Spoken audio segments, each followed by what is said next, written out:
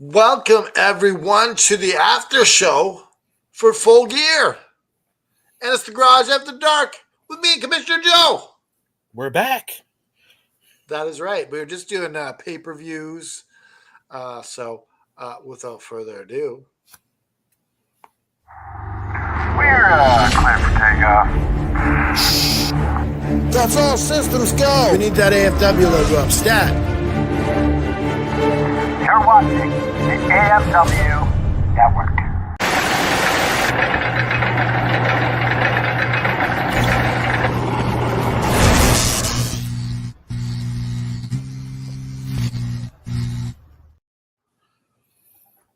I'm, of course, the patron saint of professional wrestling. I am that gingered up, bubbly son of a bitch. I'm Cat F. Dry, also known in these strange parts as Todd McNasty.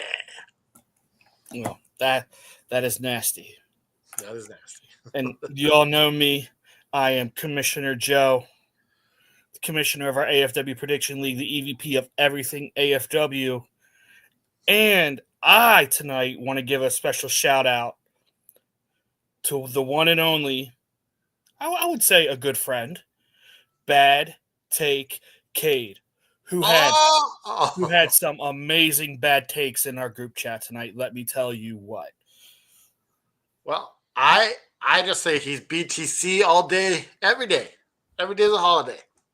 Hey, let's do it. I'm down for it. If every day was a holiday, we'd never have to work. Right? What a pay-per-view tonight. Oh, absolutely. What a pay-per-view. It's not like Revolution 20 or All Out 2021, but there is nothing to complain about with this pay-per-view, in my opinion. Well, no, AEW's pay-per-views always knock it out of the park. Yeah, absolutely. I've never complained about one pay-per-view, except for the Ring of Honor, where Jericho was tapped out to the swing. Oh, I hated that so much. Yeah, I mean, they tried something new. That wasn't an AEW pay-per-view. That was ROH. But to be fair, you know what? They tried something new. It didn't work, and they listened to the fans, and it's never been approached ever again. Yeah. So we're just waiting on J Daddy to come on in. Hopefully he shows. And we got Mario Lemieux in the comments. Oh shit! Penguins legend. Mario Lemieux is watching. Penguins legend, baby. Or he thinks his Jay. So maybe this is Jay. Oh. Jay, you gotta stop changing your name, man. Or at least give us a heads up.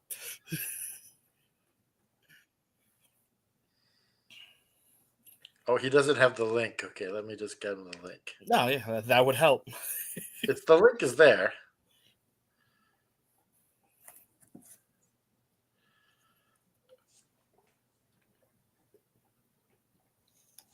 So there, he's got the link. So while he's loading up, are we going to talk pre-show matches or just do the main card? Let's talk the pre-show matches. Okay. So what do we have? First, I didn't write any of the pre-match down. Didn't know if we're talking about it, but the first pre-match show was Anna Jay versus Deonna Purrazzo. What I thought was a nice little opening match. I mean, definitely hurt by the fact that people were still filing into the arena. Yeah, and Anna Jay and Deonna Purrazzo, they both look good in this. Yeah. I thought Anna Jay is getting the push now. I'm so happy. Yeah, she does. I think she deserves it, honestly, because both the champions are heels, and we need some credible faces. But I thought here, like, she'd just come off of a program with the champ, and Deonna Purrazzo has just formed this new heel stable. I thought maybe they'd give her the win. I was wrong. Oh, did you got that one wrong then? But I only put 1 point on that one because I knew it could go either way. I was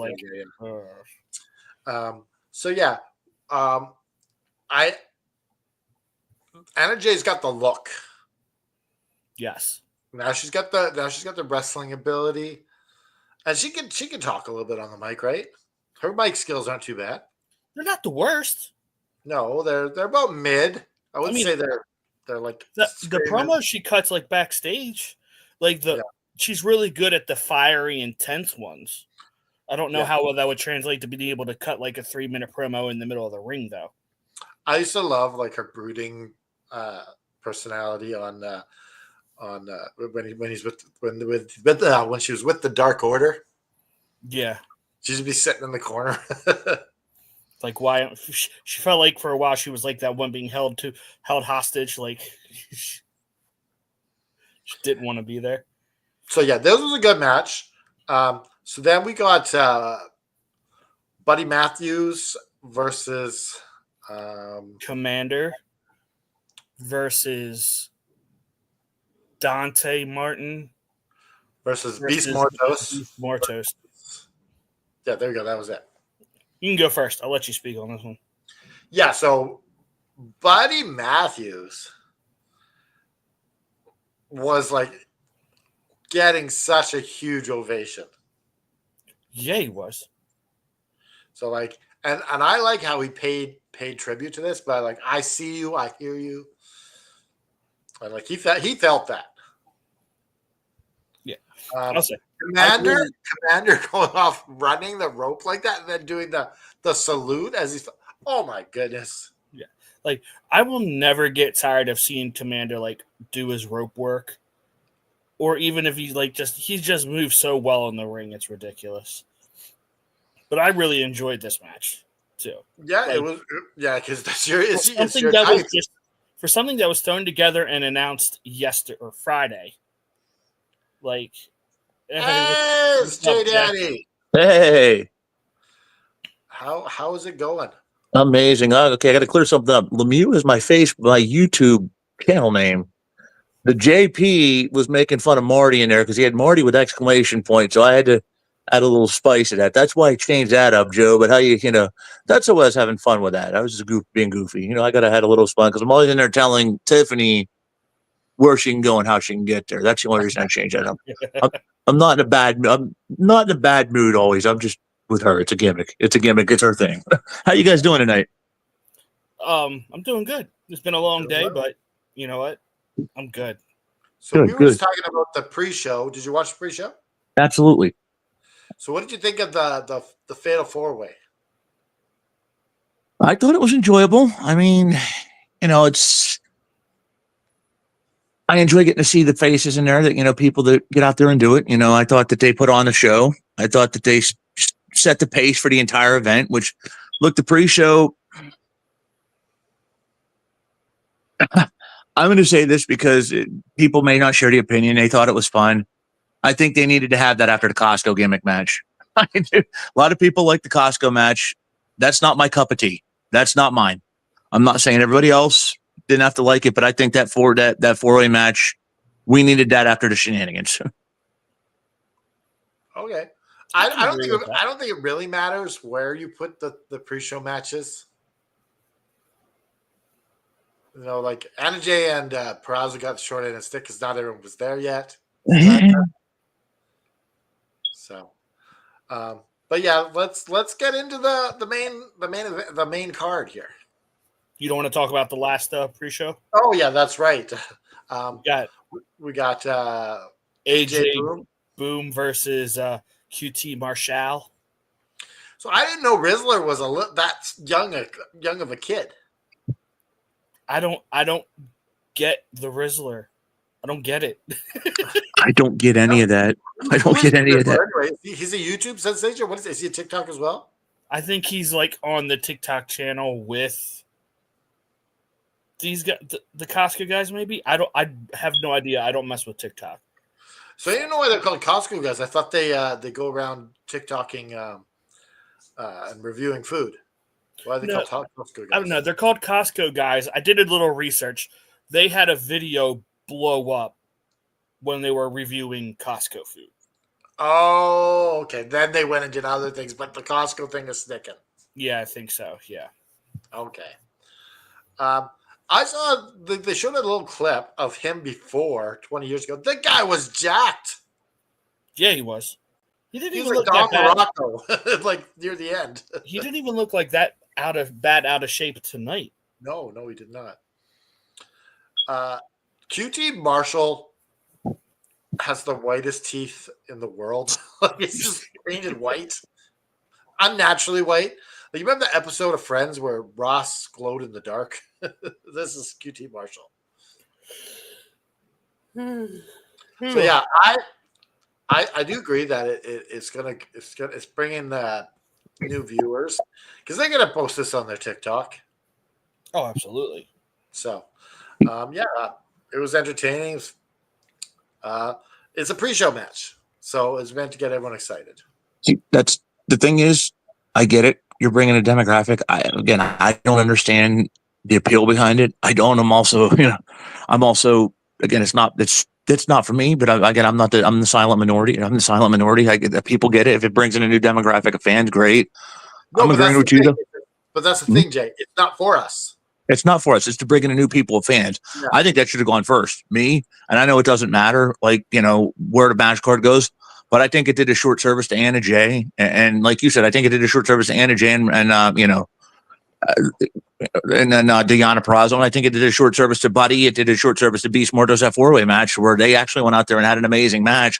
That is what, to me, you put the goofy stuff like that first because, then you got people tuned in and then you watch the rest of it. I mean, that's just, again, I'm an old school fan. You put that nonsense at the beginning. Okay, here it is. But then I also see why they didn't, because then they're going to tune out. They're going to see what they want to see and they tune out. So I understand that. But also, if you put that on first with the arena 80% empty, you're going to have a riot on your hands because a lot of people there wanted to see this.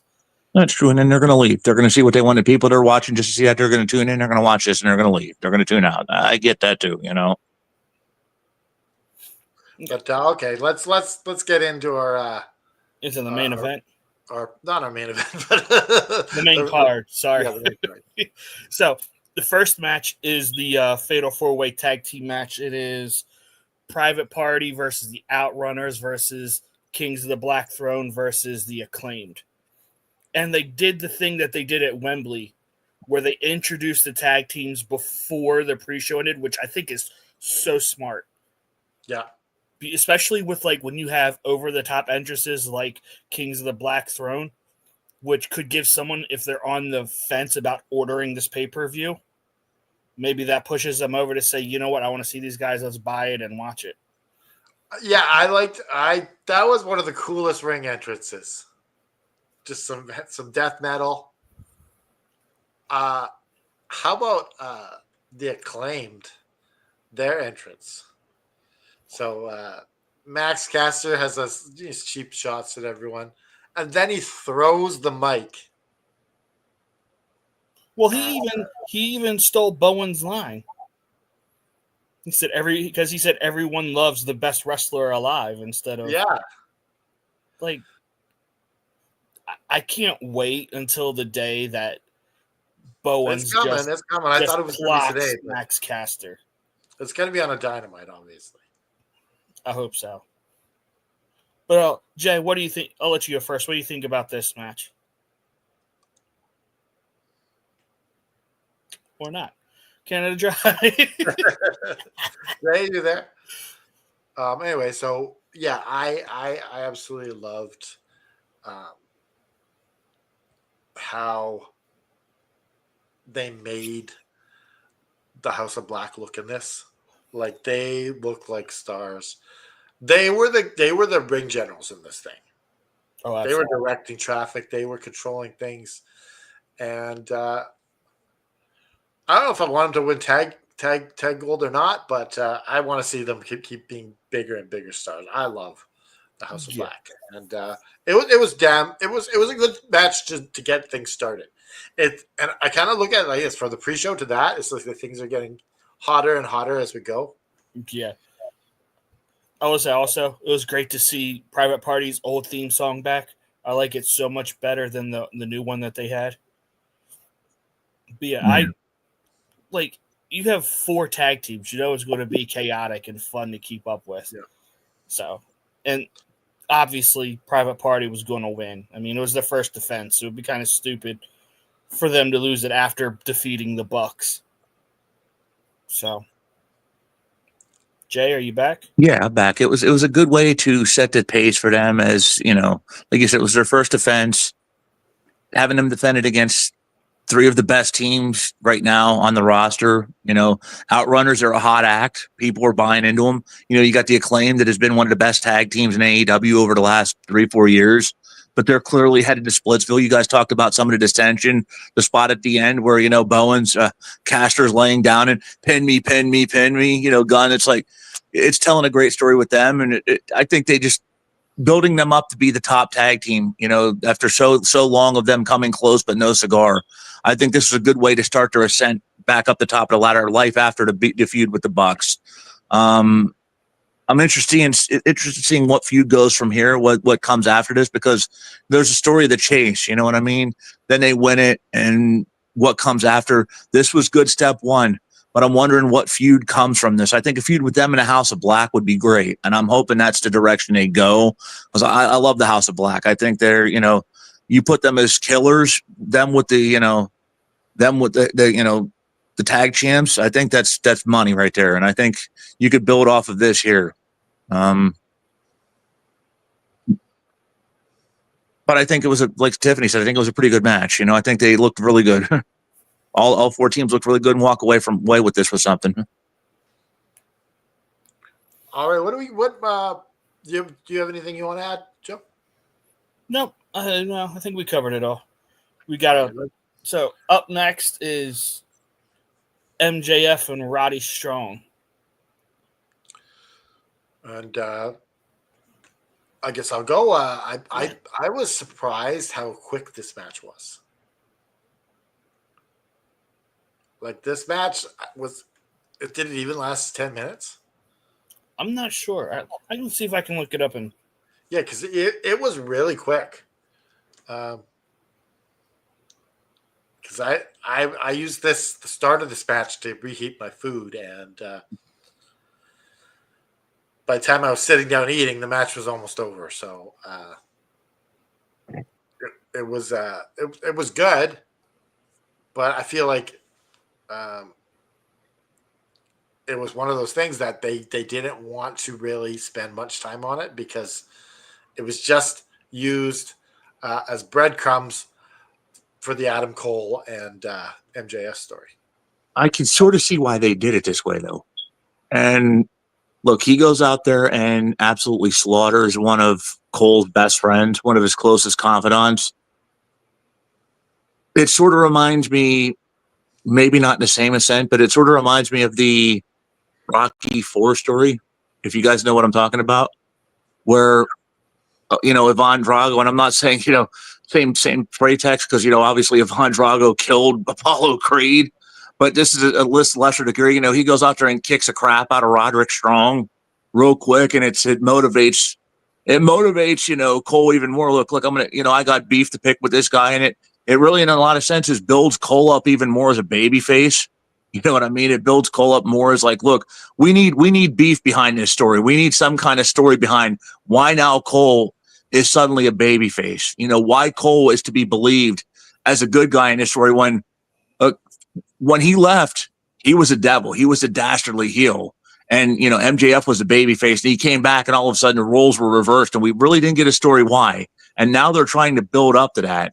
And I think have him run through Strong, run through O'Reilly, run through these guys. Now all of a sudden, okay, now we can see, okay, this is why Cole is the sympathetic heel, and we can put this devil BS behind us instead of brushing it under the rug completely and acting like it doesn't exist. So this is why I think they did it this way, and I'm okay with that. I mean, I think you could sacrifice Strong that way, and maybe at the end there is some long-term storytelling. It's like, look, at the end we sacrificed ourselves for you. What's in it for us? To where there's a story within a story with that, if that makes sense. Oh, for sure. No. Joe, do you have any thoughts on it? It comes down to this. Nobody wanted MJF versus Roddy. Everybody wants MJF versus Adam Cole. That's the story they were telling, and for some reason they decided to swerve at the last moment, which is kind of dumb. Well, it's long-term storytelling. That's the only reason. I get it. There is something a little poetic of having MJF versus Adam Cole at World's End 1 year on from the reveal of the Devil. Then just don't do this. Or this shouldn't have been. It shouldn't have been on pay-per-view. You could have done throughout this month and next month on different episodes of Dynamite, just have MJF come in and just destroy one of his friends. Well, here's a question I have for you, though, Joe, and here's a question I have for you, Aaron. Just a hypothetical here. When you go to a restaurant, when you go to your favorite place to eat, why get the steak right off the bat when you give me the salad and the appetizers first before I get the main course? Yeah. And I don't want to use this analogy because it's not necessary. Why give me the end of the movie at the very beginning? And why I'm like the throw of the chase, and there's still a lot of juice left in this story. And I think we're just beginning to tell it. Again, we're just establishing Adam Cole as the baby face in this one for so long. We were left with so many left stories of why is Cole the face here? Why should we hate this? Why should we hate MJF over Cole when it was Cole who stabbed MJF in the back? Oh, I'm back. I'm the face. I hate you. Why? Why is it not the other way around? That's. Yeah, I get it. It's unfortunate. It feels like maybe they're just trying to do a clean board wipe from everyone's injuries. And forget the devil ever happened. I get where you're coming from. We got to brush it under the rug. That story never happened. And I'm with you. And it is unfortunate that everybody got injured in that, because that was a great story before it happened. Heck, let's be honest. This whole Undisputed Kingdom was a humongous fail in its own right. So if we could take a broad brush and forget that whole story ever happened from the get-go, I would. I'm just thinking, I don't know. I think we're on first base. I think it's like I think we're at center ice. I'm really curious to see how Kyle O'Reilly really fits in this, because he's a key piece of this. That is a good point. He's still fooling around with the conglomeration, ain't he? Yeah, but he's also messing with them and saying, like, you stop messing with them. Yeah, more people are gonna get hurt. Well, if Kyle would have got out there sooner, his buddy wouldn't have got his arm shattered. Exactly. You know what's funny? I wish it wasn't. You could have said O'Reilly could have done it too. He could have saved him too. But this is a period of life where I wish the curtain wasn't pulled back on everybody's personal lives, because there was stuff with him and Britt, and the backstory with MJF and Britt not liking each other. That could have been told, with MJF, Britt, and Cole, and like the tweets that Britt was disliking about Cole. All the stuff with Britt not liking all the negative tweets about MJF last year. I mean, there was so much that was left on the table that could have been told here, but now everybody knows that Britt and Cole broke up, so you can't. It's. I'd like to see Wardlow brought right into this too. I'd like to see where if Wardlow would get dusted off, dust him off and bring him in. He's injured, apparently. He is.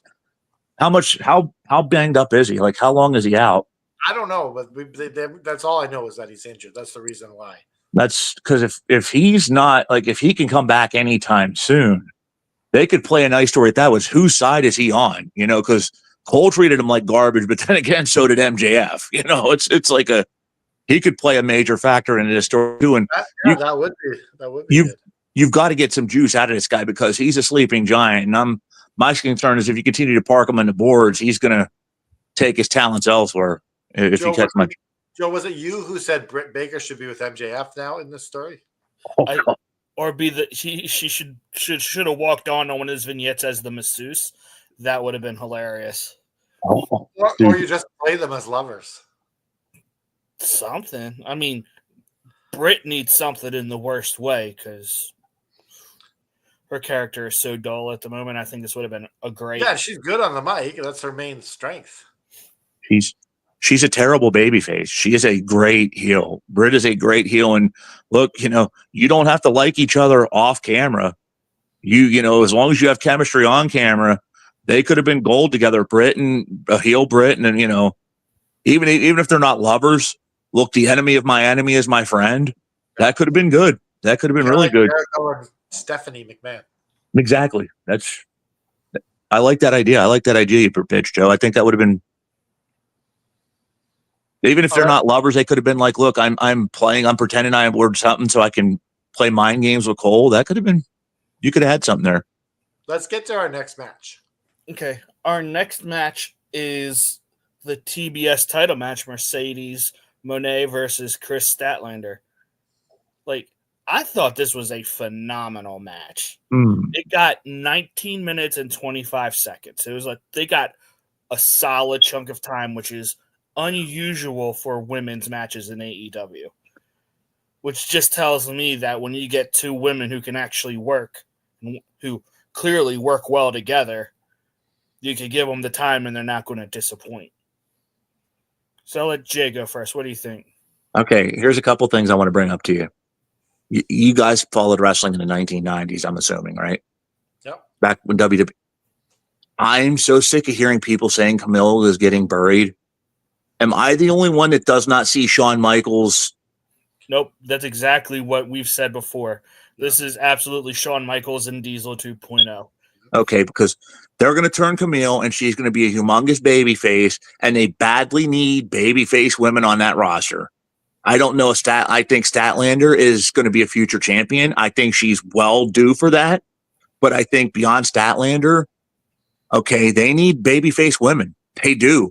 They need top of the lot. They need top of the. Let's be honest. Mariah May, we'll talk about her in a little bit. I know, but her title reign's been stale. I mean, she had to throw it a chase, and they got nothing else. They're building her up to be. They're building Camille up to be that. And when she turns on, Mercedes, it's going to be gold. And Statlander, we already knew Chris is that girl. We've already known Chris is that for a long time. She's an OG. And she went out there and her hanging with Mercedes. It's proven. Look, it's just a matter of when, not if she gets that belt.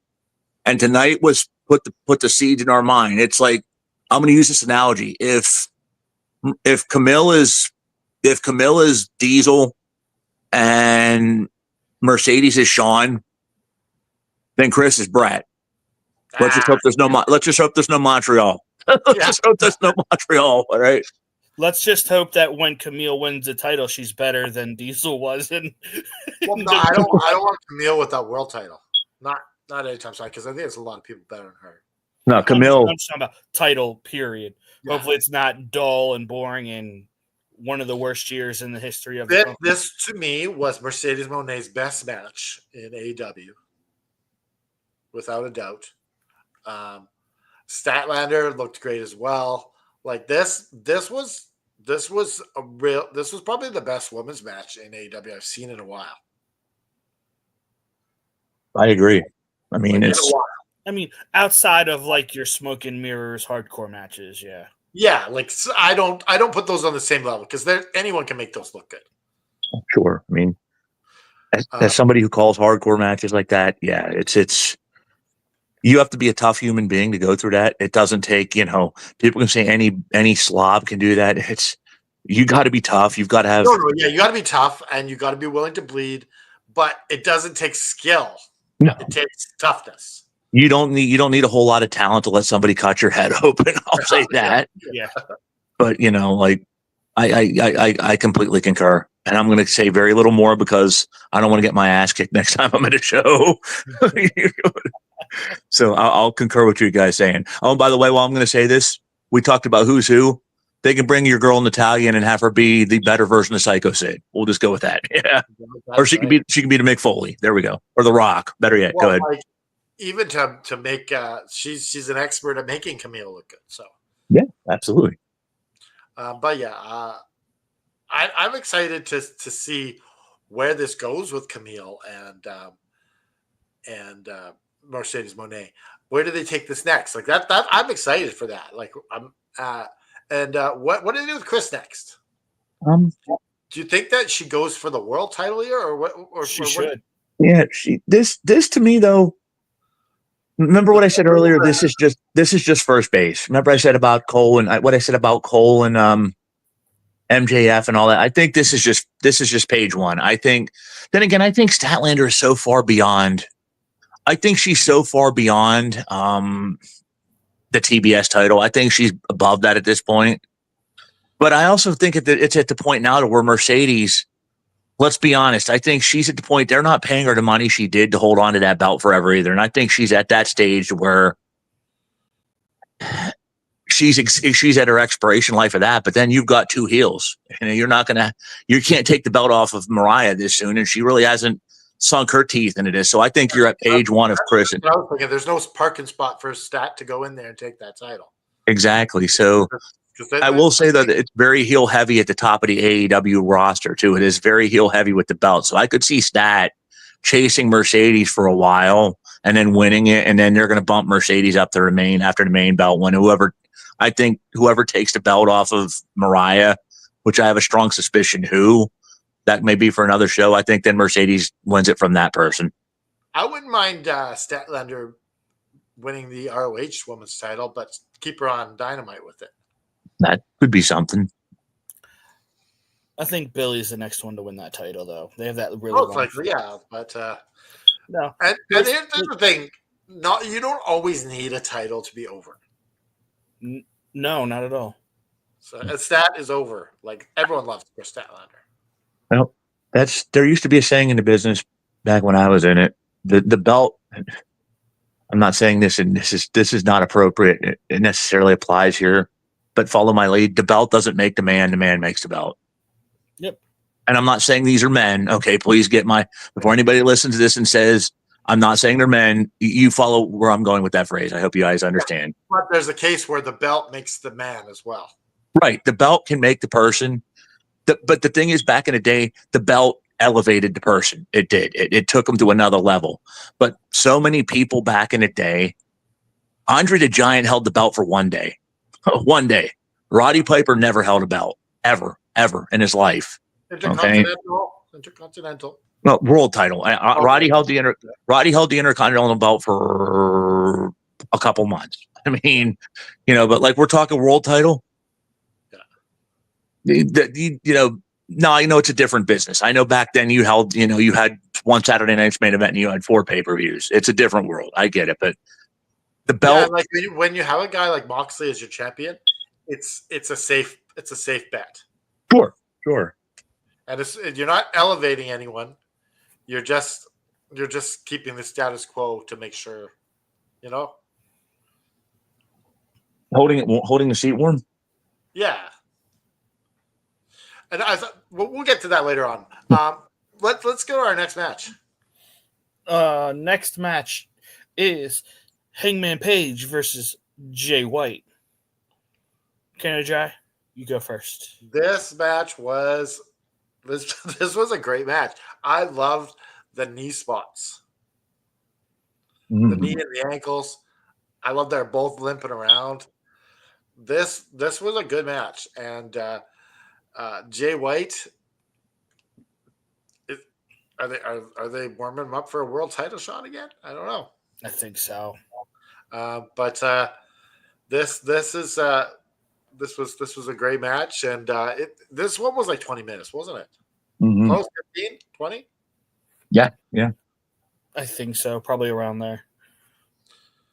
I'm just gonna say, this conversation that we had about the women, how there's it's all heels and there's no baby faces. You could almost copy and paste that to the men's division right now.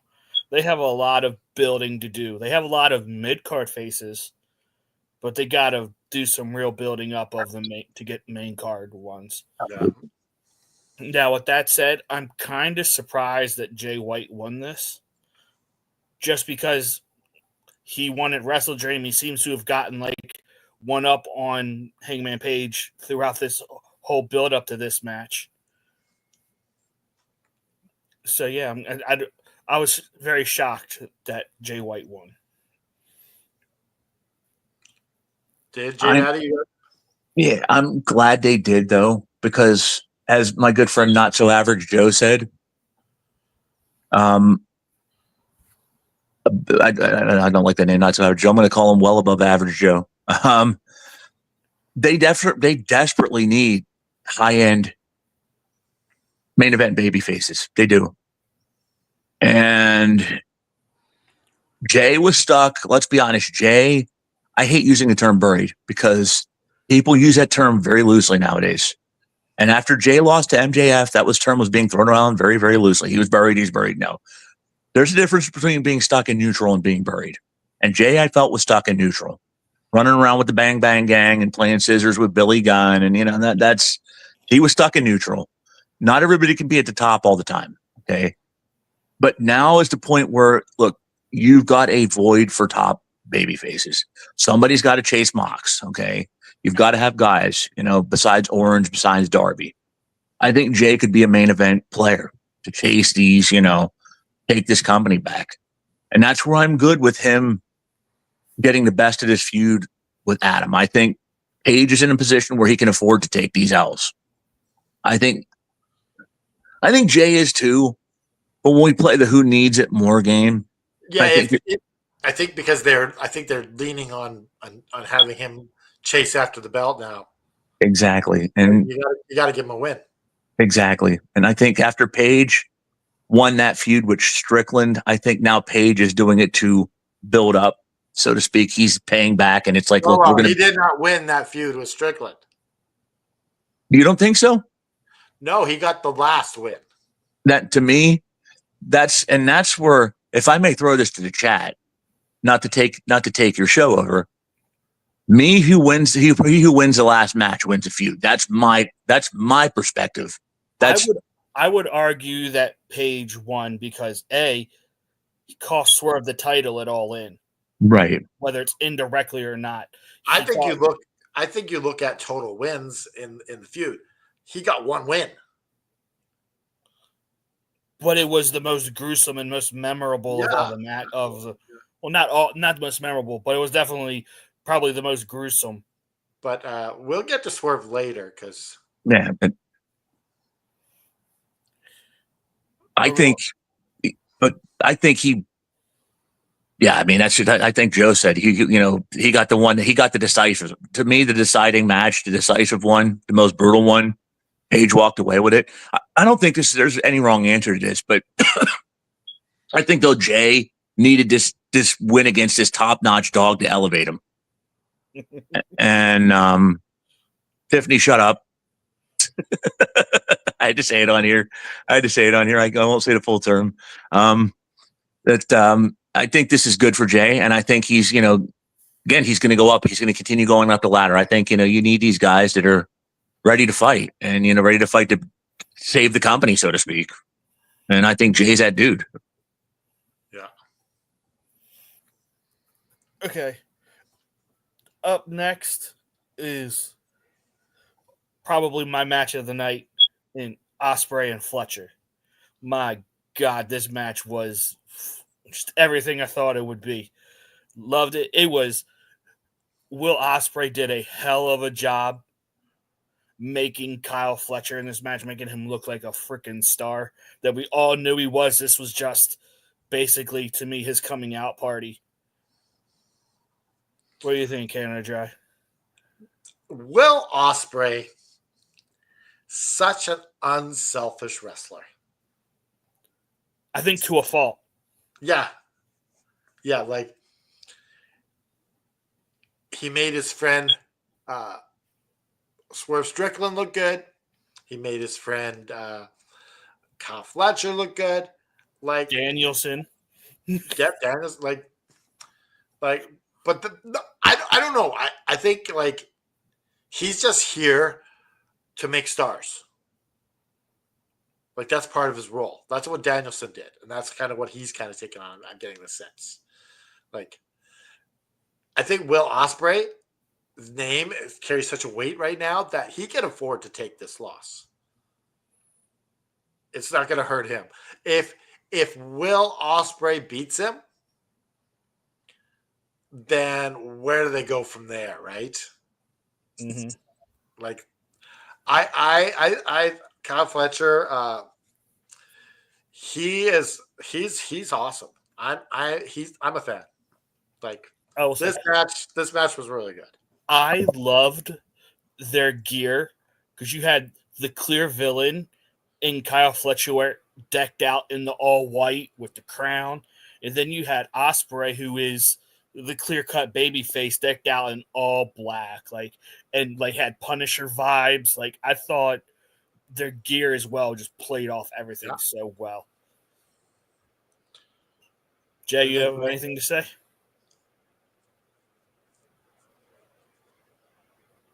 position who absolutely could be an egomaniac.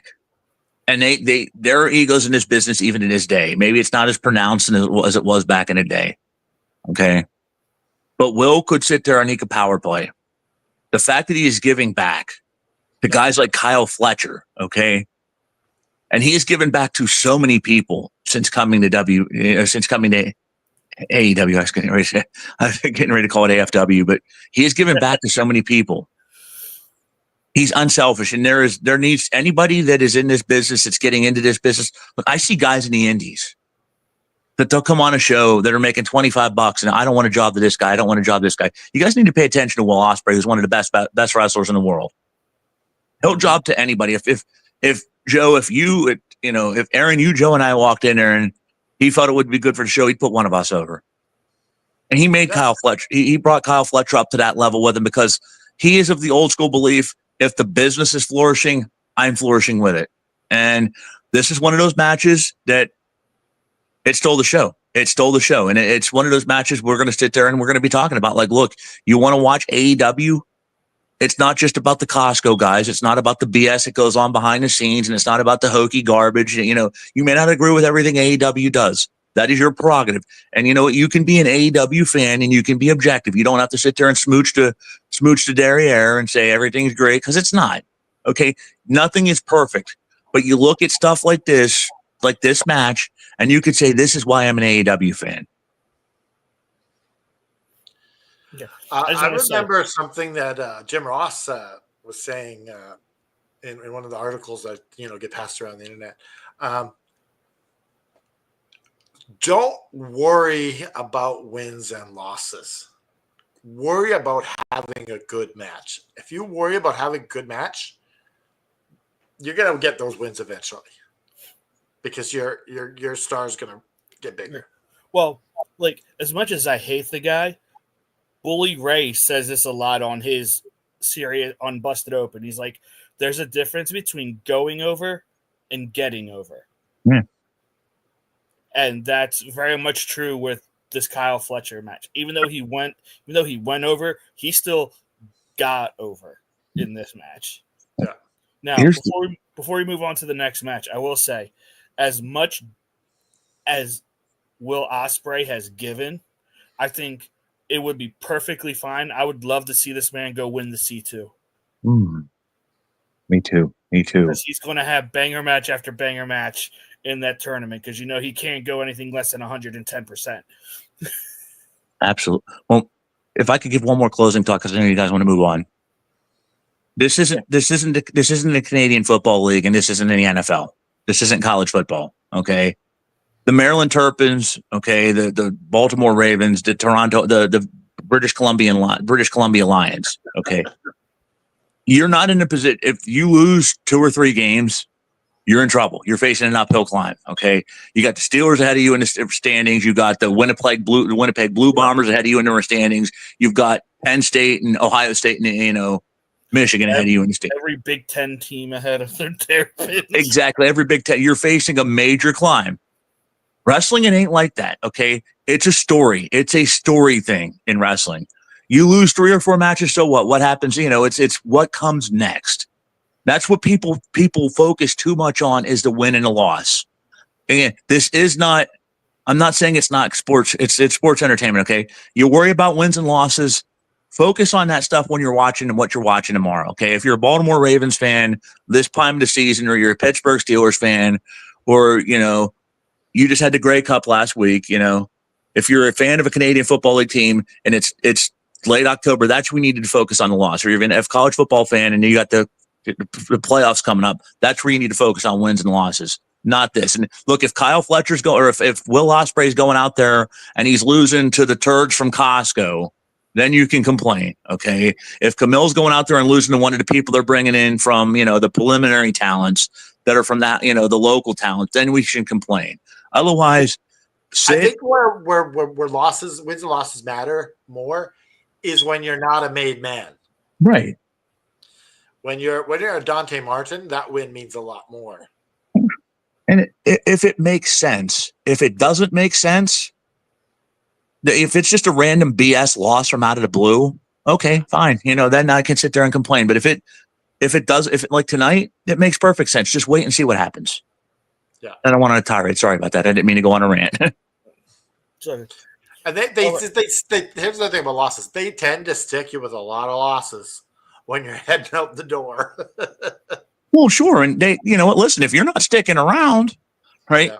Like we run if you run a business, I'm not investing my time and my effort in building you up when you're going to be walking out the door and be going somewhere else and putting your money in. I'm going to put my money on somebody that's going to be here for the long haul. That's just common business ethics. Put them over. Exactly. Here in my business, you're leaving. Fine. I'm going to use you to make the person that's sticking around look better. That's just 101. Yeah. Okay. Next match we got is for the TNT title, Jack Perry versus Daniel Garcia. This was a good match. I wouldn't say great. It wasn't horrible. Like, I think you could tell that these were two younger guys. But that said, like, Daniel Garcia won, which I am thrilled with because I've wanted to see him have a title. Like, this is they were very heavy in pointing out this is the third time in like a year he's had a shot at the TNT title. They told this story right from the moment that their segment started. With the cross behind him, like he's such a saintly guy. He helps everyone, even if he doesn't like them, even if they don't like him. And they told this so well. Like this is like nice guys don't always have to finish last, is what they're trying to say. And Jack Perry did a really good job in this, just playing that goat heel. And I love how they showed him as Jungle Boy, how he used to be, and the change. It was some really good storytelling in this match. And I'm loving how they're setting up each match just with a quick little thing. Mm. They don't need to go like an hour like WWE, but a couple minutes, spend it on that. Jay? Absolutely. Well, first things first. I have a suspicion what's happening with the Bucks when they come back. I don't agree with it. I think they're better in one role. One person I do know that is tremendous at his role is Jack Perry. Okay.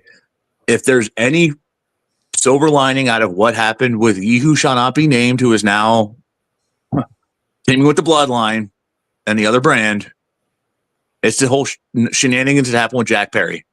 Jack Perry is Jungle Boy. All right, that story had a limited shelf life. Jack Perry is an obnoxious punk heel. This role fits him to a T. Best thing that happened to him.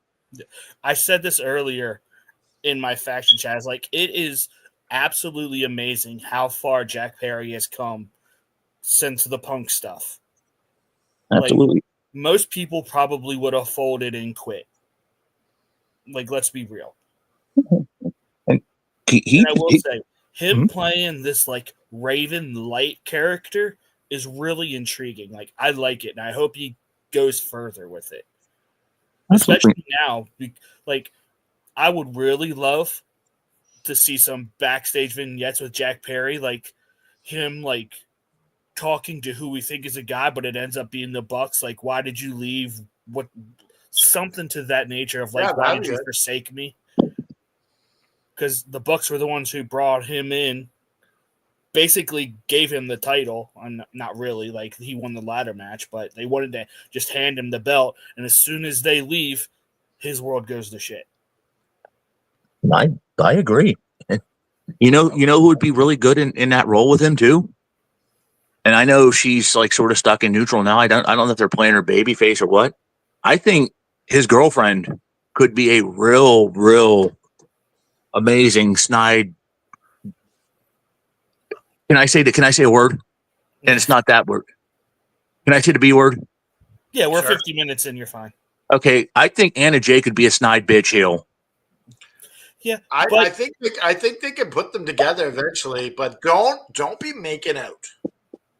No, I don't want to see Anna Jay. I don't want to see them becoming obnoxious like Ty Conte and that was Sammy such a Guevara. turn off with Sammy. That was cringe, man. That was cringe. That was brutal. I mean, I would agree with you, Jay, but we just had like a 10-minute conversation how there's no good baby face heels in Yes. the women's division at the moment. That's and true. Jay is she's heating up as a babyface. She is. That is true. That is true. Yeah. And it's like, so I did. Yeah, I sort of cut my own argument off. So, but you're right though. I like the idea of Jack. Look, you brought me back. You stuck up for me, and then you just threw me under the bus. I like that story. I do like that idea a lot. But you got to keep Jack as a heel, man. Even though they're devoid of major baby faces on the main, you got to keep Jack as a heel. He's too damn good at it. He's money as a heel. He can't be a baby face right now. No, I mean, It's gonna be a while before we see Jack as a baby. It's gonna be a long time. You know what? I think he should stay a heel until hopefully, and we pray that Luchasaurus recovers and comes back, and maybe you have them team back up together somehow. I agree with that. They both got that different transformation, which is kind of cool. Yeah. Okay. Would you bring him back as Jungle Boy if that happens though? No.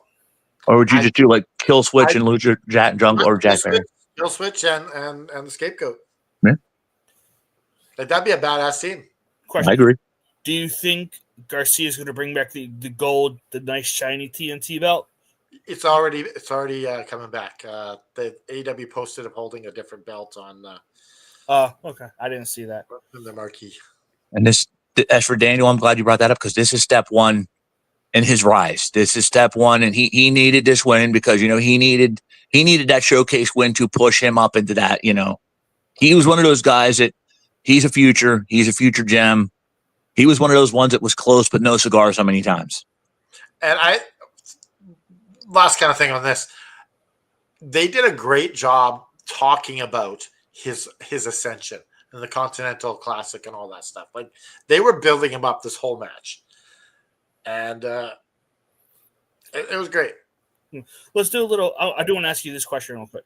Who do you think should be this year's Daniel Garcia in the C2? I had an answer for this, and I can't remember now because we talked about this like a week ago. Oh, that's too hard. Like, I don't even know who's going to be in this thing. I mean, other than Okada, who's already declared. Yeah. So, I'm excited to see who these entries. I want Malachi Black in this thing. I would love to see him in this. Yeah. If they're only going to have one member, make it be Malachi. Yeah. Okay. Next match, we have Takeshita versus Ricochet for the international title.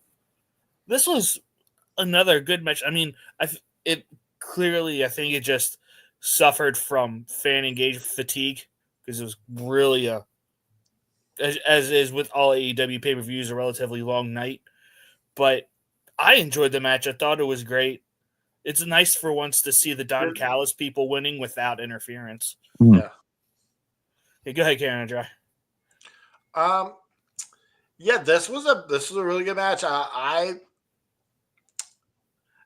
It's hard to see what they're gonna do booking wise though, because now Ricochet has his first loss. He's not. I almost think they shouldn't have pulled the trigger on this and waited until, like, unless they're not going to have him win unless they're doing 50-50 booking. I don't know. Maybe have him win it at World's End. I don't know. That's a good question. I don't know. Like it now they have to recover the pieces on Ricochet because he's not so shiny anymore because he took that loss. He's not, but it's not going to take much work because Ricochet is phenomenal. So, Jay? This was my concern when they immediately jumped into the deep end with the match with him and Ospreay. Because, again, remember back when we talked about Cole and, we talked about Cole. We talked about you don't give the steak right away. Yeah.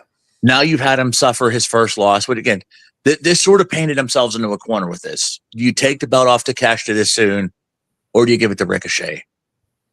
I would have rather seen Ricochet build up to this, have him, have Takeshi to get a couple of real strong, solid defenses into this, and then you put the belt on Ricochet to where that way neither of them loses steam. And as for who you mentioned for the C2 Classic, you want to talk about build up?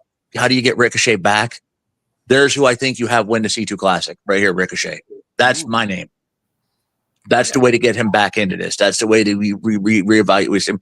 I do think I don't think it's going to be Ricochet, because I think they're going to build him up to have that 50-50 booking with Takeshita, because you can't just have him forget about the international title and move on to the Continental. No, you're right. But to speak earlier about I don't think Ricochet's winning the title at World's End, because 4 days later, Takeshita's defending the international title in Japan. Oh, and then the next night at Wrestle Dynasty, it's him against somebody in a winner take all match. Okay, so they that's not going to happen then. So they got to figure out what to do with Ricochet. Then maybe Jay's solution does make sense. Maybe. Go ahead. Sorry, Jay. Go ahead. No, you first, brother. Go ahead. I'm sorry I cut you off. I'm gonna be honest. I'm still gonna stick to what I want. I want Will and Ricochet to be a tag team.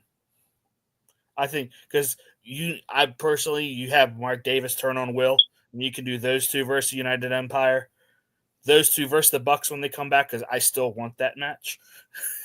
So that's just selfish of me, though. So let's talk about Marina Shafir. Marina Shirakawa. They both have Mina and Sha in the front of their names. But yeah, we had the celebration, and so this means Mina and Mariah May will be facing each other coming up here soon. They're going to be starting the feud. I thought Toni Storm was coming back. I think she still does. I think near the end of this Mina feud. This just feels way too soon for Mariah May to turn on her friend. It feels forced. Yeah, it's like she's like they're celebrating, and all of a sudden she's like, "Oh, I'm going to hit my best friend in the head with a glass or a What's bottle." the reason? What's the reason? You're just crazy?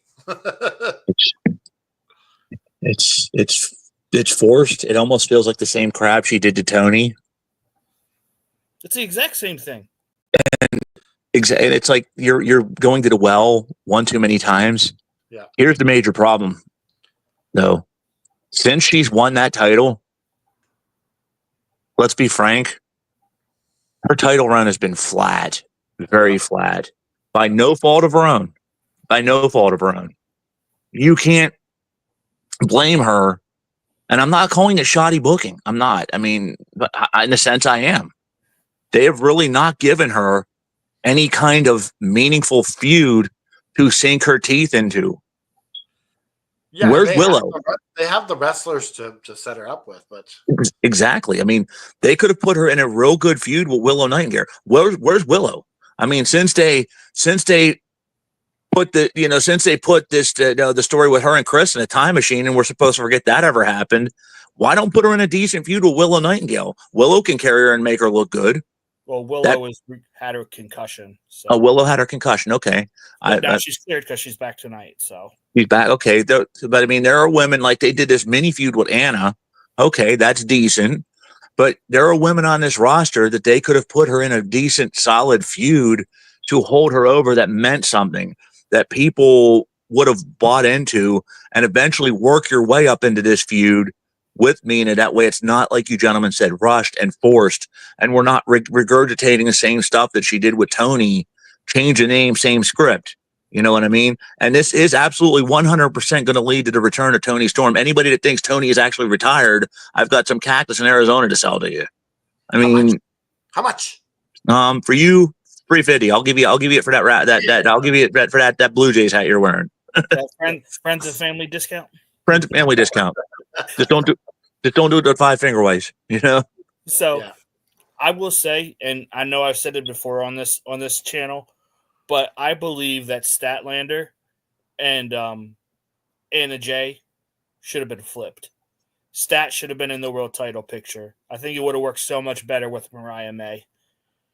And Anna Jay should have been going with Mercedes for the TBS title.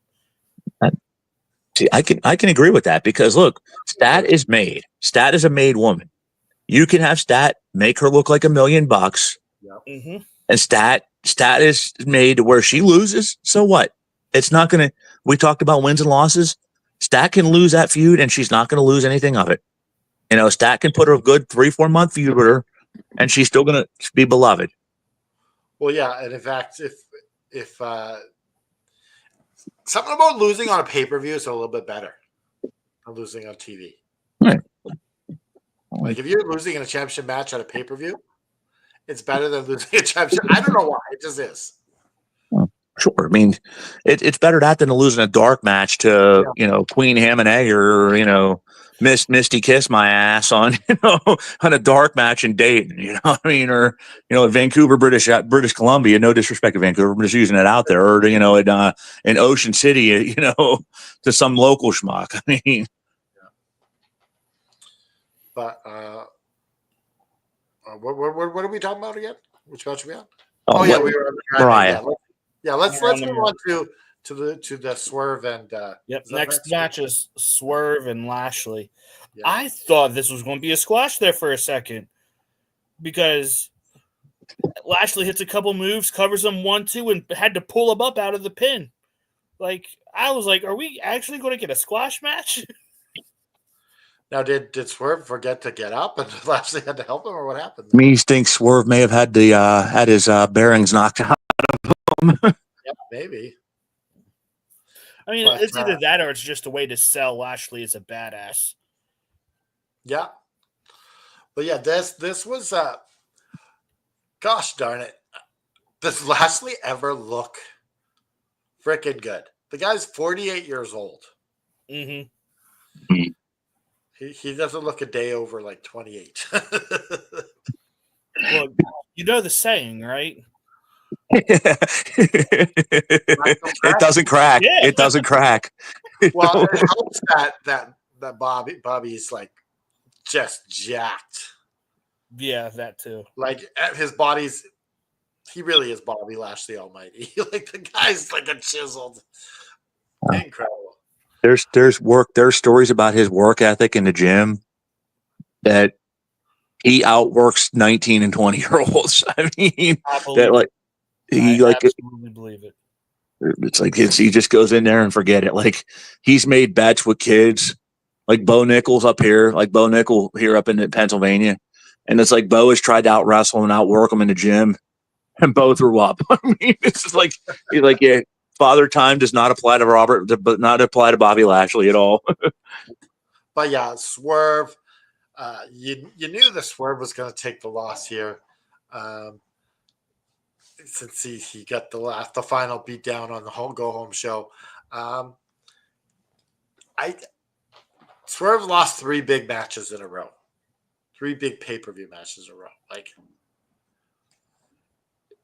are we looking at a 50-50 booking here for Swerve and Bobby Lashley? Not this soon. Can I throw something out there? What if after the aftermath of this, where they absolutely destroyed Prince and Nana, what if Swerve joins the Hurt Syndicate just to save Nana? That's good. That's great booking. That is. And it doesn't even have to be is Prince Nana part of the group too? I don't know. Because like it kind of ruins his career. I mean, honestly, no. What you could do is you could just have Nana sell this and have him off TV for a while, and then you can have Swerve be in the group, and then eventually he turns on the group, and Nana. So doing the Bryan Danielson and the Wyatt family. I was thinking the same. That's beautiful. Like that, yeah, except it'll be much longer than 3 weeks. Yeah, they if you're gonna do that, you got to do it for a while. So Like, you could have them join at, like, say in the next week or two, and then by like maybe Revolution is when you pull it, or because that's in March. That's like the first weekend in March. I think like a 3-month span of that would be perfect storytelling. So my question to you would that be, Swerve would have to bring on his own army then to fight off Shelton and the Hurt Syndicate. And I know people will spit on the idea. I don't think the guy's as terrible as he says. If you keep your expectations tampered, does he bring in AJ? And I'm not talking Styles. I'm talking Top Dollar. Does he bring in guys like Top Dollar and Ashanti? Well, I think Ashanti Diadonis is still under contract. Does he bring in his own, what he had going into WWE briefly before he, I don't like that idea, mainly because I'm really not a Top Dollar fan. And I just don't see them being the ones to take down. No, I don't want any additions. Like if you have anyone, you bring in, you form people that are already in AEW, like Will Hobbs. Thank you. I was saying I got one name. That's him. Will Hobbs, and like you could do Hobbs. You could even have it be Leo Rush if you don't have him join. You could. Bowens on one side. Oh yeah, Bowens could go in if Max Caster joins. I think there's plenty of people on the roster without bringing more in. I think that would work. You get the wrong way. I don't mind Top Dollar as a number 2 guy. No, I mean, that's like, he doesn't have to be the main go-to. That's what I'm saying. That's what AJ does not have to be the main go-to. Yeah, Top Dollar's main problem in his AEW run was he was having to be the main guy. That's it. He doesn't have to be the face. I mean, you have him as like the 4th or the 5th. Yeah, AJ Francis couldn't do that. No. If you put AJ, like, listen, Swerve would be the guy. Swerve would be the main guy. You put Hobbs in there. I'm gonna throw another name out there, and I don't care. Listen, not everybody has to be. Look, this doesn't have to be the Bloods and the Crips. Okay, I'm sorry. No. I would put Eddie Kingston when he comes back in this shit. I would put Eddie Kingston. No. I mean, I would put somebody like that in there. But does everybody in this have to be? No, they don't. Then that's what I'm trying to go at it with this. You could put somebody. Anyone but Eddie. I'm sorry. Well, I mean, I'm just trying to throw. You don't like Eddie? I like Eddie. I hate Eddie. We all. I don't know if I hate Eddie. I hate his character in AEW. I think it's the god awful, most worst character in the world. But yeah. Anyways, this was a good way to you got to have Bobby Lashley come in and destroy the former world champion. But Swerve needs to win the next pay-per-view. He needs a big win at a pay-per-view. That's where we have him beat. I don't want to have him beat Benjamin though, because he already did that. Then he becomes, No. That's why I think honestly the next logical step is for him to join the Hurt Syndicate. Yeah, that's the enemy. That's fantasy booking right now. The enemy of my enemy is my friend. That's on a limb. Logically, we're thinking like if this is continuing on the way it is. I just think you got to give him a win over Bobby Lashley. Bobby has a few matches on Dynamite, but in between that, it's not going to hurt Bobby. Bobby's a star still. Well, here's my idea though. Why don't we do a little bit of both? They do the thing with Nana, right? You beat, whatever the thing with Nana is. We beat you. You join Hurt Syndicate. I don't know. I'm thinking that was just fantasy book, and we can do. I know you guys. We got other stuff to talk about. I don't want to go off into too much of a tyrant, but he joins Hurt Syndicate against his will. He gets banged. He gets screwed over somehow. He somehow gets screwed over, and he doesn't necessarily lose, but he doesn't necessarily. You follow where I'm going with this. My train of thoughts on the different set of tracks, but he can win. He can lose without losing. Nah. All right, let's get into the main event. Who wants to start? Because obviously the main event is the AEW World Title match: Moxley versus Orange Cassidy. Okay, so let's just chit chat. We don't have to go like spots here. One thing I noticed was they didn't take the title out of the case, and then they gave the case back to her. Like what? That made zero sense to me. No, this is why. This is what this No, is. no. Let me tell you why it made zero sense before you explain. Because if Orange Cassidy was a win, now he has to pry it off of Marion Shafir. It should be once a title match, that belt should no longer belong to them until they win the match. So, Yeah. I mean, but like the whole this is what I think of. The whole reason why this belt is in this case is because Moxley, the AEW belt represents AEW, the company, and Moxley hates how the company is right now. So if he doesn't have to look at the belt, it's better for him. is the belt even in there? I don't know. Probably not. Probably not. At least they won't be in there until the time he loses the belt. Yeah. I think it's that spider that Eric Rowan used to carry around at Drew McIntyre Smash. Spider was animatronic spider. Oh, that gimmick. Who came up with that gimmick? That was so dumb. I will say, watching this match, Orange Cassidy is like the perfect underdog. I know we have Darby, but to me, like, no one, I don't think anyone does it any better than Orange Cassidy. His hair looks really good. You know, it's with blood all over it.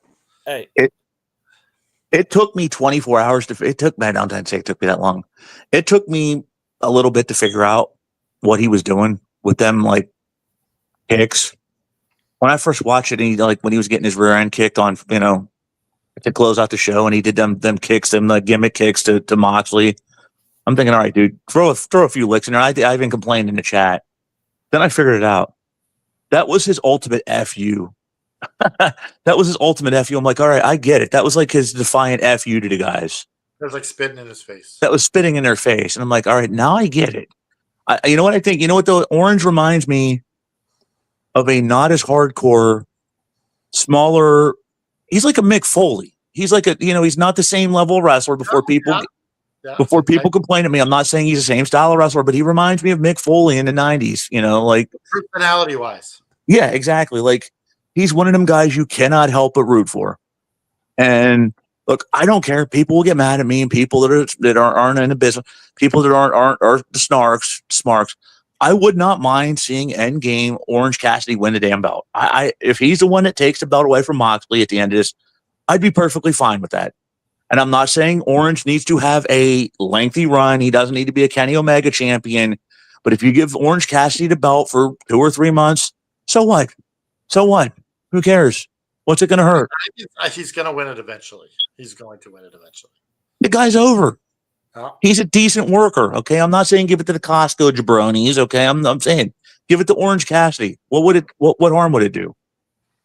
Yeah, Orange Cassidy took a beating in this match. Like he sold so good. And then he almost wins it with the case. You almost believed he could win it right there. Hey, my opinion. What? I said my opinion. Just because I said Orange Cassidy deserves to win the belt, don't mean the cops need to have to come after him for God's sakes. I mean, he's sorry. Go ahead. I didn't mean to cut you off. But you suspended disbelief for just a few minutes there when Orange Cassidy hit Mox with the case. You're like, oh my god, could this happen? That. Yeah. The commentators did a great job of constantly reminding us, like 1 year ago, Orange Cassidy beat Moxley, so it's not unfeasible that it happens. Yeah. No. But I will say that I think we might be one step closer to my prediction from last week on Dynamite. What was that? That Orange Cassidy joins up with the Death Riders. Oh. Because Wednesday night felt like an initiation. And what is the number one rule that it was to join BCC? You have to bleed with me. And he absolutely bled like a stuck pig tonight. But then again, then you have one less baby face. You just have a babyface problem. Yeah, I mean, but to be fair, at the moment, Orange Cassidy just got slaughtered. No one's buying him as the top babyface now, anyway. So they had what's his name? The guy who's on his couch. Had a brain fart there. Guy was on his couch. The guy who's on Orange Cassidy's couch in the BCC. What's his name? Drawing a blank. Oh man, I'm having a total brain fart of the name. You got the beard. It looks like Shane. Come on. Rocky Romero? No, with BCC. Will or Yuta? Yes, Oh, we were Yuta. Okay. Now I'm calling Yoshihara Wheeler from now on. Yes, he was about to guess too. I was like, okay, I know how. I'll say he looks like Shane, and Shane looks like him. He came in, and that was a big moment for Wheeler Yuta. Like he's not just a pawn. No, he's definitely not. He's played a vital role. I was interested. They did the whatever that was, that blue stuff. I think it was like a disinfectant, like a for like it was probably Kool-Aid. it was probably blue Gatorade, but probably. Whatever that was an interesting take to make him like drink that instead of beat his arm or break it under a chair. It's different. I'm glad they did. I'm not a big fan of doing the same spot twice on a show. Do something different. No. There could be, talking about baby faces. There could be one they're building up to because they have sort of towed that thin line with Wheeler from the start. Is he or is he? Like he has been the reluctant member of that stable from start. Like he doesn't really want to do this crap. Like he doesn't, but he's sort of staying in line sort of because he feels some loyalty to that stable. Like he's the son that like his parents do crap that he doesn't really want him to do, but he's going to follow along because they're his parents. You know what I mean? Yeah. But ultimately he's just going to break away and do his own thing because look, I'm my own man. I think he's a name you could pay attention to and be an ultimate babyface that rises up against them. And like, look, I know the intel on these guys. I'm going to be the one that helps break them down. Like, I don't think he's going to be world champ, but I think he could be the one that, like, the insider, like, he could be the insider that winds up taking that stable down. I don't think it's a coincidence that Yuta is using all of Danielson's moves. Yeah. I think we're going to have Danielson return at some point. I could see it. Yeah. There's going to be a big match with someone in the Death Riders. Yeah, I think how he comes back is Moxley, whenever loses the title, and that's when the flip switches. You switch the flip for Yuta, and he's ultimately the one who tears down the Death Riders, and maybe that's when Danielson comes in to be his manager or just to be his guiding light or something. Because who knows Danielson in this group better than two former members? Makes a lot of sense. Remember when he put the bag over his head, like Yuta was crying. Yuta had that "I'm ready to ball" look. Yeah, and then even at the end, when Danielson got retired, Yuta did it, and it's sort of like, did you guys see the movie Old Yeller? Yeah. It was like the kid that shot the dog. Like he shot Old Yeller. Yeah. Like the kid was bawling his eyes out. I have to do this. I don't want to do this. There's a lot of Easter eggs that you brought up. You brought up a couple, Joe. Aaron, you brought up a couple. There's been a lot of Easter eggs that have been left out there that lead me to believe that what you said, that, Danielson is going to be, I don't think Danielson will, if he wrestles again, I don't think he's retired, but I think if he wrestles again, it's going to be a few one-offs. I think he will. Big pay-per-views, a few big dynamites, and there you go. Right? Exactly. Wrestling it all in every year. Exactly. But I think more likely he will be Wheeler's mentor. And I think you're right on that. I think that's what he's going to be in. And Yuta will be the one that, they'll be the one that destroys I built Frankenstein's monster. Now I'm going to destroy it. So I'm hoping to close the show in about 10 minutes. So let's get into the shenanigans there at the end. Okay. So how's it go? So they throw out Orange Cassidy, and then you see a limping Hangman come down. He attacks Claudio and then comes face to face with Moxley in the ring, bringing back all that old history between those two. And then out comes Christian, who hits the unprettier or the kill switch on Moxley, and then Hangman hands him the contract, which is weird because there's so much between those two guys. And then out comes Jay White. I think you mouth, I'll give you a title shot. Maybe I wasn't paying attention to it. And then out comes Jay White, who hits a Blade Runner on Christian, who rolls out of the ring. So clearly, Jay White is being set up as the next big baby face. Yeah. Agree? Disagree? No, we could get a title shot. But then we get the car as they're leaving the building. Darby Allin nails him with his car. Yep. Darby T-bones the truck. So Pac boots the valet into like a bin.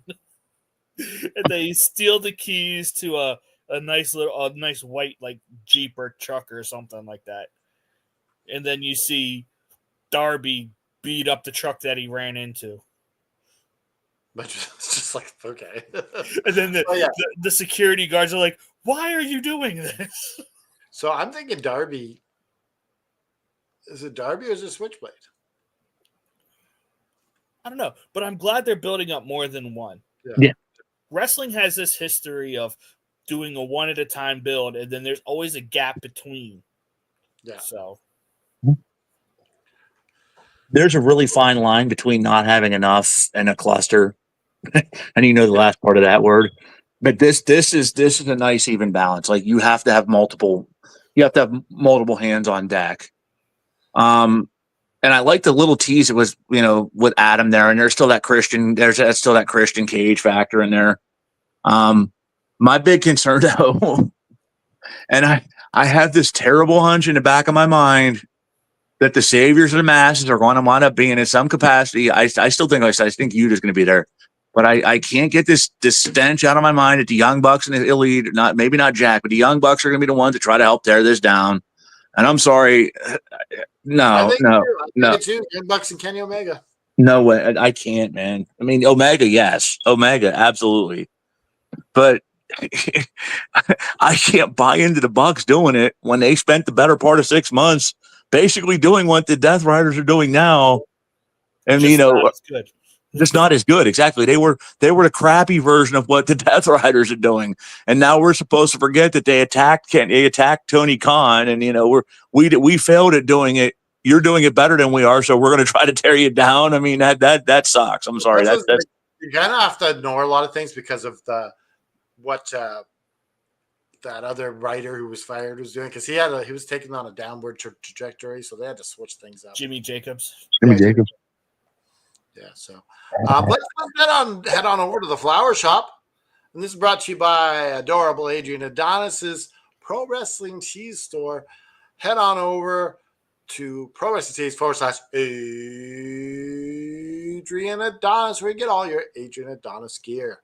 Of course, the flower shop is where we say our match of the night. And how about our second match? Because there's a segment. There's one segment. There's one segment. Our first favorite match of the night, our second match of the night, and our bell rating. So who wants to go first? Let's let the guests go first, Jay. All right. Well, I know you both said the same thing, so I don't want to. I don't think I picked my match of the night yet. All right. No, I have an idea which ones you guys were to go with based off of the flow what we talked about earlier. So I'll say something different. I'll say Moxley and Cassidy. That told the ultimate underdog versus the ultimate dastardly heel. That was my match of the night. It kept Cassidy looking strong. Where if he's not next in line, they're going to go back to that. And when he does win that belt, notice I didn't say if, when he winds up winning that belt, it'll be people believe it. And when he does win it, people are going to blow their minds. They're going to sell it up. So to me, that was match of the night. The night that Orange Cassidy wins the title, we all need to keep an eye on Lord Ryan Rich because he may lose it. Love that guy. I'm so glad he's better now. Love you, Richie Rich. Yeah, love you, And Rich. what's your second match of the night? My second match. Okay. I'm going to put this second because I know you guys will put it first. I'd be doing myself a journalistic failure if I didn't. I would got to put Mercedes and Chris.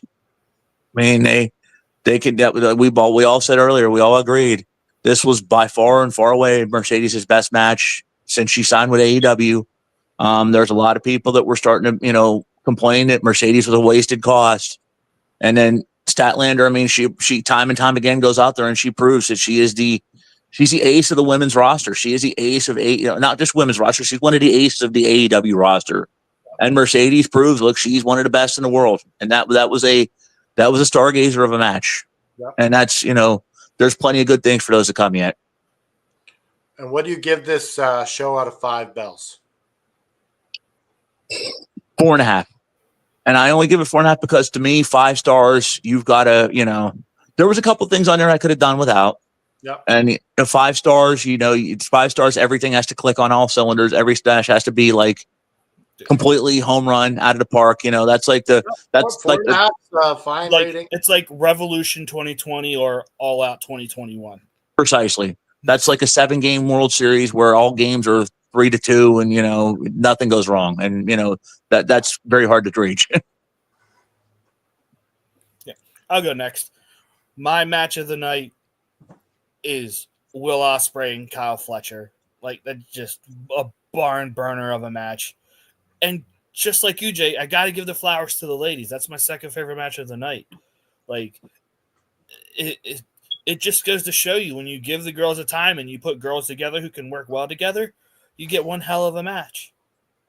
I mean, and yeah, I'm going 4.5 as well. I love once again, AEW pay-per-views never disappoint. I'm going to go different. I'm going to put the ladies first because this was my first favorite. Like this got the show flowing really well, like strong. Like it went from it pretty much broke the dam. They put on a hell of a show. My second, I'm going to go in the main event as well. Just because Orange Cassidy I think it's his best match. Like storytelling. I don't know. He had some really good matches as international champion. No, but I'm talking about you don't necessarily need to win. He had a big moment match. Oh, okay. This is his biggest match. So like your biggest match is usually your best match if you don't shit the bed. Can I just say something real quick? This is the first time in forever where they did not put the ladies in a death spot on the card. Because normally you put the women's match on after an Ospreay match, and it's like there's no way the ladies will be able to live up to that. It's just not fair. In the business show, they call it a popcorn fart, and it screws them. it screws them. It really does. Yeah. So my rating on this is 4.61. And Joe's gonna put the averages together and tell us 4.54. 4.5. Right. It was a hell of a show. Yeah. I guess that wraps it up for us here at the Garage After Dark. You guys want to go in the freezer and look for some popsicles? We got a freezer here. Man, it's 1:30 in the morning. I'm going to bed. I'm going on that pro wrestling tee shop and looking for some of them Adrian Adonis shirts, man. That's my dude.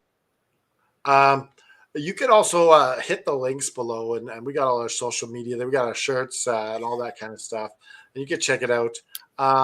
But we're just about an hour and a half here, so just like we always say, stick your fist in the air, put the devil in a sharpshooter, and just keep fighting.